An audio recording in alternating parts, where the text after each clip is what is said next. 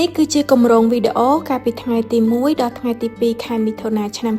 2024នៅមណ្ឌលកុមារកំព្រាព្រៃជុំភូមិព្រៃជុំឃុំយុទ្ធសាមគ្គីស្រុកសាមគ្គីមនីជ័យខេត្តកំពង់ស្ពឺក្នុងកម្មវិធីសប្បុរសធម៌លើកទី13ក្រោមប្រធានបទស្នាមញញឹមនៃកុមារព្រៃជុំក្នុងឱកាសទិវាកុមារអន្តរជាតិនិងសម្ពោធបណ្ណាល័យផងដែរហើយបណ្ណាល័យនេះគឺជាបណ្ណាល័យទី3របស់មូលនិធិសប្បុរសធម៌ដើម្បីកុមារនៅជនបទរបស់ពួកយើងមូលនិធិសង្ឃឹមយ៉ាងមុតមាំថាសប្បុរសជនទាំងអស់នឹងបន្តគាំទ្រសកម្មភាពនិងគម្រោងនានារបស់មូលនិធិនាពេលខាងមុខទៀតដើម្បីជាប្រយោជន៍ដ៏សំខាន់សម្រាប់ការអប់រំនៅជនបទនិងការអភិវឌ្ឍសង្គមជាតិប្រកបដោយចីរភាពនិងបរិយាបន្នបច្ចុប្បន្ននេះមូលនិធិសប្បុរសធម៌ដើម្បីកុមារនៅជនបទបានសាងសង់បណ្ណាល័យចំនួន4រួចមកហើយដែលបណ្ណាល័យទី4គឺស្ថិតនៅភូមិក្បាលរមៀខេត្តស្ទឹងត្រែងហើយបច្ចុប្បន្ននេះមូលនិធិកំពុងតែអំពាវនាវរៃអង្គាសថវិកាសម្រាប់គម្រោងសាងសង់បណ្ណាល័យមូលនិធិទី5ដែលជាបណ្ណាល័យ Digital ដែលមានទីតាំងនៅភូមិតានីសង្កាត់រន្តាឯកក្រុងរន្តាឯកដែលចូលសែនខេត្តសៀមរាបយើងខ្ញុំ